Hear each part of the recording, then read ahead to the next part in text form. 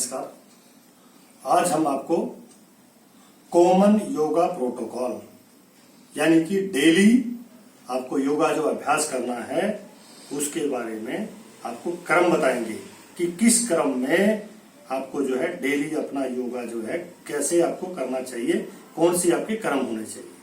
तो आपका जो है सबसे पहले योगा शुरू करने से पहले आपका जो है 9 के 9 द्वार यानी आपका ब्लैडर, आपका बाउल, आपका माउथ, नोज, आईज सारे के सारे आप जो है आराम से साफ कर लीजिए। उसके बाद किसी खुली हवा में चले जाइए और अपना योगा मैट जो है बिछा लीजिए। उसके बाद जब भी आसन की शुरुआत करनी है तो सबसे पहले आपको प्रेयर के साथ यानी कि शांति मंत्र के साथ आपका योग का प्रारंभ होना चाहिए, स्टार्टिंग फ्रॉम द प्रेयर। उसके बाद आपको जो है करना चाहिए लूजनिंग एक्सरसाइज। लूजनिंग एक्सरसाइज मतलब सूक्ष्म व्यायाम। सूक्ष्म व्यायाम अपना जो है जो आपके मेजर ज्वाइंट्स हैं यानी कि नेक के लिए आपका नेक मूवमेंट, ग्रीवा संचालन, जिसमें आपको जो है ऊपर नीचे दाएं बाएं और आपका जो है दाएं मरोड़ना, बाएं मरोड़ना, अर्ध चक्रासन और आपका जो है चक्रासन पूरा जो है आपको आपकी गोल गोल जो है अपनी गर्दन को घुमा लीजिए। तो ग्रीवा संचालन करके नेक मूवमेंट, उसके बाद आपके शोल्डर मूवमेंट। शोल्डर मूवमेंट में भी आप जो है अपने शोल्डर को जो है फ्लेक्शन है, एक्सटेंशन है, रोटेशन है, आप आराम से अपना जो है स्कंद संचालन कर लीजिए। जब आपके स्कंद संचालन हो जाएंगे उसके बाद आपको जो है करना चाहिए कटी संचालन। कटी संचालन में forward bending, backward bending, left में बेंडिंग, राइट में बेंडिंग, आपने सारे जो है दाएं बाएं लीजिए और अपनी कमर को गोल गोल घुमा लीजिए। एक बार क्लॉकवाइज घुमा लीजिए, एक बार एंटी क्लॉकवाइज घुमा लीजिए। उसके बाद आपका जो है आता है जानु संचालन। अपने कुछ सिटअप कर लीजिए, उठक बैठक लगा लीजिए, कुछ अपने घुटनों को गोल गोल घुमा लीजिए, तो इसको बोलते हैं जानु संचालन। और कुछ अपने टखनों को अपना जो घुमा लीजिए, कभी जो है ना घड़ी की सुई की दिशा में, घड़ी की विपरीत दिशा में, यानी कि आपके जो भी मेजर ज्वाइंट्स हैं, बोन हैं, उनका जो है आप पहले सूक्ष्म व्यायाम कर लीजिए। सूक्ष्म व्यायाम करने के बाद फिर तीसरे नंबर पे आपका आता है warming up exercise. Warming up exercise जो होता है उसमें आपको सबसे बढ़िया तरीका है सूक्ष्म जो है व्यायाम के बाद में आपको करना चाहिए सूर्य नमस्कार। सूर्य नमस्कार आप जो है 5 बार, 10 बार, 20 बार, 40 बार अपनी क्षमता के अनुसार सूर्य नमस्कार कीजिए। जब आपका शरीर पूरा पसीने में तर हो जाए या आपका शरीर गर्म हो जाए उसके बाद आपको आसन शुरू करने चाहिए।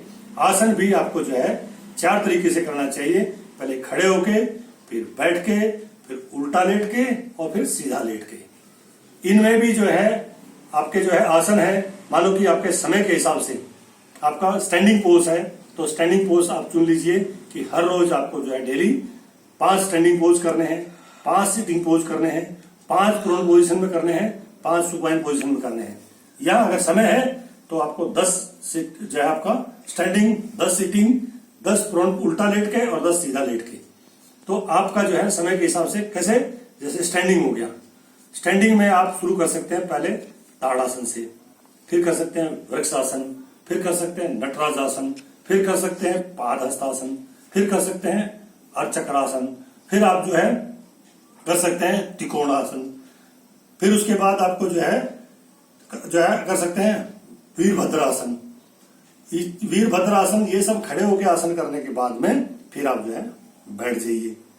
बैठने के बाद आप जो है कर सकते हैं सीधे बैठ के, पहले अपना जो है बैठने के बाद आप कर लीजिए भद्रासन, फिर कर लीजिए गोमुखासन, फिर कर लीजिए वक्रासन, फिर आप जो है बैठे बैठे अपना जो है कर सकते हैं उत्तान मंडूकासन, फिर कर सकते हैं उष्ट्रासन। तो ये जो है आपने कर लिए बैठ के।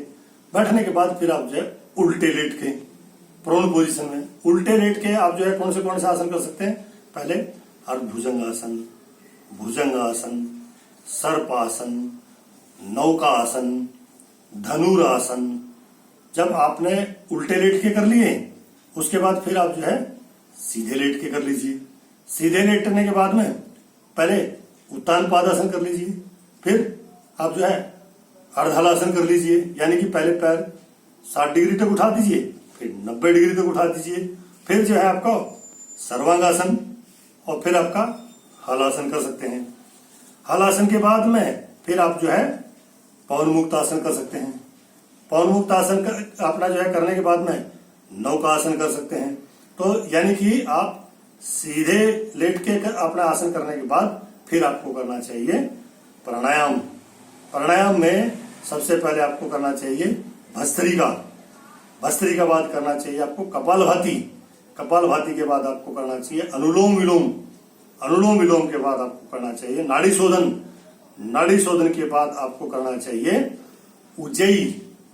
उज्जयी के और इसके बाद में आप चाहो तो बंद लगा सकते हैं, महाबंद, जैसे जलंधर बंद, उड्डयन बंद, मूल बंद। आपने बंद लगा लीजिए। बंद लगाने के बाद फिर आपका जो है आपने कर लीजिए उज्जयी प्राणायाम। उज्जयी प्राणायाम कर सकते हैं, शीतली प्राणायाम कर सकते हैं, शीतकारी प्राणायाम कर सकते हैं। जब आपने प्राणायाम कर लिया उसके बाद जो है आपको करना चाहिए उद्गीत। उद्गीत का मतलब क्या है? ओम का उच्चारण करना चाहिए। और ओम का उच्चारण करने के बाद फिर आपको करना चाहिए ध्यान, मेडिटेशन। मेडिटेशन करने के बाद में फिर करना चाहिए शांति पाठ। सर्वे भवन्तु सुखिना, सर्वे सन्तु निरामया, सर्वे भद्राणि पश्यन्तु, मां कश्चित् दुख भाग भवेत्। सब सुखी हो, सब निरोग हो, सबका मंगलमय कल्याण हो, कोई भी दुखी ना हो, ऐसी शुभकामना के साथ आपको अंत में हास्यार्पण करने के बाद और अपना जो है फिर अपना जो है आपका डेली कॉमन योगा प्रोटोकॉल, यानी कि दैनिक जो है आपका जो रोज हम जो है योगा अभ्यास करते हैं उनका क्रम क्या होना चाहिए वो मतलब जो है मैंने आपको आज बताया है। इनका जो है योगा कितना करना चाहिए आपके समय के अनुसार। अगर आपके पास 40 मिनट का समय है तो 40 मिनट के हिसाब से कर लीजिए। 1 घंटे का है तो 1 घंटे के हिसाब से कर लीजिए। 1.5 घंटा है तो 1.5 घंटे के हिसाब से कर लीजिए। अपने योगा अभ्यास में आसनों का चयन कर लीजिए और बड़े विधि जितना अच्छी तरह से, जितना नियमित रूप से, जितना मतलब आप आसन करेंगे उतना ही आपको फायदा होगा।